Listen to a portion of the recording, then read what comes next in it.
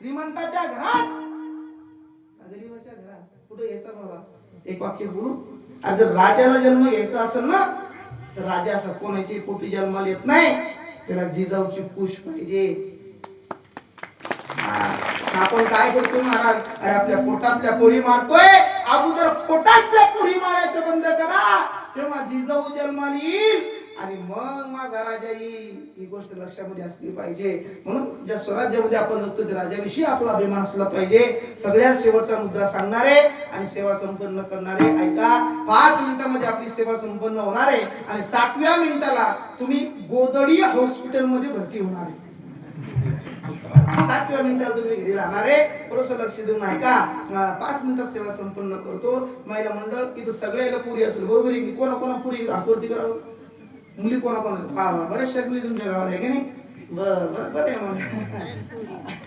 ऐका माझं बरं का, सगळ्याला पोरी एक विनंती आहे, तुमची मुलगी कीर्तनामध्ये येत नाही, तिला कीर्तन आवडत नाही महाराज, ती घरी बसलेली असते, तिच्याकरता एक सेपरेट रूम आहे, तिच्याकरता एक 22,000चा फोन आहे, त्या फोन मध्ये इंस्टाग्राम नावाचा ऍप आहे. ती मुलगी तुमची इंस्टाग्राम वरती त्या ठिकाणी चॅटिंग करते का त्या ठिकाणी इंस्टाग्राम वरती रील पाहते, तिचं तिला माहिती आहे. ऐका, घरी गेल्याच्या नंतर 7व्या मिनिटात तुम्ही घरी जाणार आहे. माझ्या एक छोट्याशा कीर्तनकाराचा एवढा शब्द घरी घेऊन जा. घरी गेल्याच्या नंतर तिच्या रूम मध्ये जा, आतून दरवाजा लावून घ्या आणि तिच्या पायावरती नतमस्तक व्हा. काही त्या ठिकाणी मान अपमान ठेवू नका. ती आपली पोरगी आहे, मी तिची लेक, त्या ठिकाणी ती माझी लेक आहे, मी तिला जन्म दिला, काही अपमान ठेवू नका. तिच्या पायावरती नतमस्तक व्हा आणि तिला एक गोष्ट सांगा, बेटा हे बघ, तुला जीवनामध्ये काही लागलं ना मला मान, बरं का? माझ्याकडून नाही शक्य झालं ना, मी तुझ्या बापासाठी भांडण करीन, पण तुला देण्याचा प्रयत्न करीन. पण एक काम कर, तुझ्यामुळं तुझ्या बापाला चौकामध्ये, गावामध्ये भर चौकात खाली पायाची वेळ येईल असं कोणतंही कार्य करू नको. एवढं समजून सांगा. अरे माहिती असतं त्या बापाला, अरे माझी लेक तिथं मला लग्न करायचंय, अरे रात्रंदिवस शेतामध्ये राबतो, पाहुण्या रावण्यांच्या पाया पडतो. पाहुणं हो पाहुणं, माझी लेक बरं लक्षामध्ये असू द्या. हे बघा, एवढं स्वयंपाक एवढा सुंदर करते ना माझी लेक. अहो त्या ठिकाणी जर तुम्ही जेवला ना पाहुणे एकदा आयुष्यात कधी विसरणार नाही, काय स्वयंपाक करते पाहुणं माझी लेक. अहो शाळेमध्ये तिचा माइंड खूप चांगला आहे पाहुणं. फक्त तुम्हाला एक विनंती पाहुणं, माझी लेक तुमच्या पदरामध्ये या. ऐका, पाहुण्या रावण्यांच्या पाया पडतो बाप. अरे सोयीक होते, लग्न ठरल्या जातं, 8 दिवसावर लग्न आलेलं असतं. अरे बापाच्या पायाला दम नसतो रे महाराज, बापाच्या पायाला दम नसतो. त्या ठिकाणी मंडप ठरवण्याकरता बाप जातो, सोबत एखादा मित्र असतो, त्यावेळेला त्या ठिकाणी मंडप ठरवण्याकरता जातात. दादा तुमचा मंडप लावायचा आम्हाला, 40 मंडप लावायचे होते. सोबतचा मित्र म्हणतो, अरे कशाला खर्च करतोय राजा, अरे 10 मंडप लावून घेऊ. अरे 5 मंगलाष्टक झाले की लग्न लागतं, कशाला खर्च करतोय. पण तो बाप सांगत असतो, नाही गड्या, माझ्या लेकीचं परत परत लग्न नाही करायचं, एकदाच लग्न करायचंय. अरे 2 मुलं जर असती ना तर अर्धे इस्टेट वाटून द्यावं लागली असती. पण ऐक ना, अरे एकच मुलगा आहे आणि एकच मुलगी, तिचं लग्न मला थाटामाटामध्ये करायचंय. ऐका, आता 2 दिवसावर लग्न आलेलं असतं, आज हळद लागणार आहे, उद्या माझी लेक माझ्या दारातून निघून जाणार आहे. अरे 18 वर्षाची लेक माझ्या दावणीला राहिली, ती उद्या एका सेकंदात दुसऱ्याच्या दाराची दावण होणार आहे. ऐका, बाप त्या ठिकाणी सगळं काम करत असतो आणि हळदीच्या दिवशी 4 वाजता अरे गावामध्ये त्या ठिकाणी घरासमोर मुलीला हळद लावणं चालू असते आणि त्या वेळेला माय हळद लावण्याकरता जाते. अरे हळदीमध्ये 4 बोटं बुडवते आणि लेकीच्या गालावरून ज्यावेळी 4 बोटं वरते ना त्यावेळेला अरे ढसा रडणारी माय अख्ख्या गावानं पाहिली.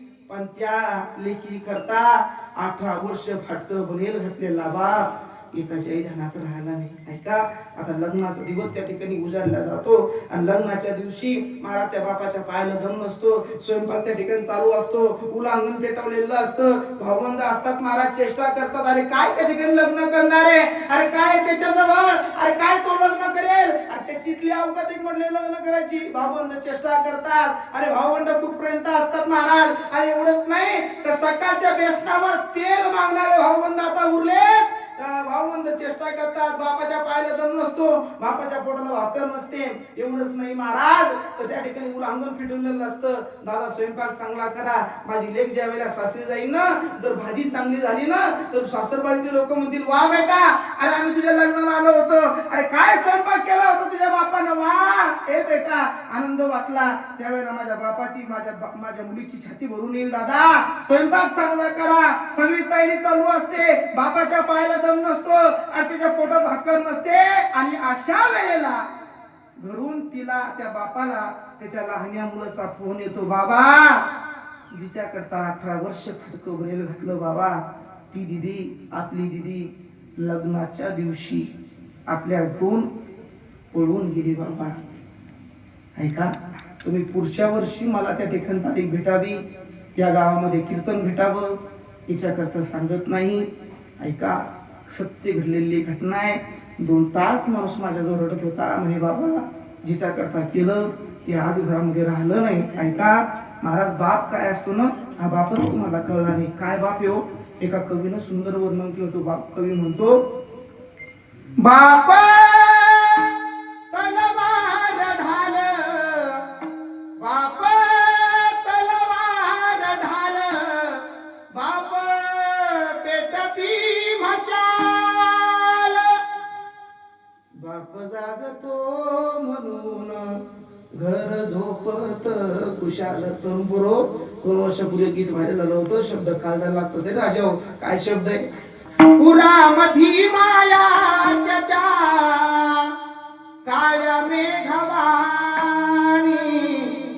दाखविना कधी पुन्हा डोळ्यातल पाणी, जिजू जिजू संसाराचा गाडा हाकला,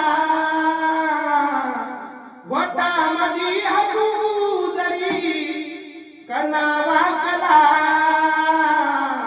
घडीभर तू थांब जरा ऐक त्याची धापर,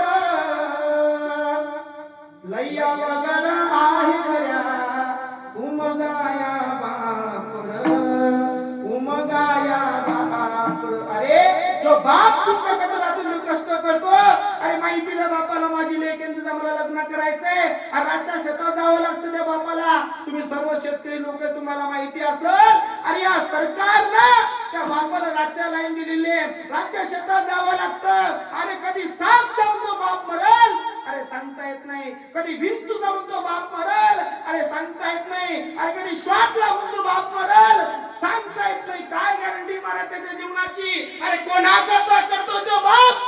फक्त तुमच्या करता करतोय, फक्त तुमच्या करता करतोय. तुम्हाला विनंती आहे, त्या बापाची मान समाजात खाली जाईल असं कोणतंही कार्य करू नका. मी म्हणेन काटेपांगरीमध्ये कीर्तन झालं आणि ते कीर्तन माझं सफल झालं. ज्ञानेश्वर माऊली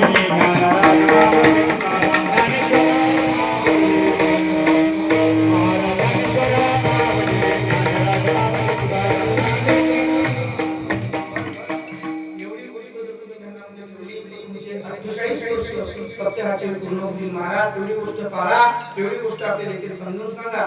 झालेली सेवा तुम्हाला सर्वांच्या देणे समर्पित करायची. बोलण्याच्या योगामध्ये एखाद्याचं अंतःकरण दुखलं असेल तर माफ करा. ऐका, वक्ता हा चुकीचा पुतळा आहे. आपले नवनाथ दादा, वक्ता हा चुकीचा पुतळा आहे. बोलण्याच्या योगामध्ये चुकीचे शब्द जाऊ शकतो. एखाद्याचं अंतःकरण दुखलं असेल, क्षमा असावी बरं का. कारण बोलता बोलता चुकीचा शब्द जातो. कारण वक्ता कितीही सुधारण्याचा प्रयत्न केला तो वक्त्याकडून चुकी होत असते आणि ती त्याला समजत नसते. चुकीचा एखादा शब्द गेला असेल तर तुमचं लेकरू म्हणून माफ करा. ज्याला 2 मुलं असतील त्याला 3रं म्हणून माफ करा. ज्याला 1 असेल त्याला 2रं म्हणून माफ करा. आणि ज्याला काहीच नसेल त्याला मग दत्तक घ्या, काही अडचण नाही.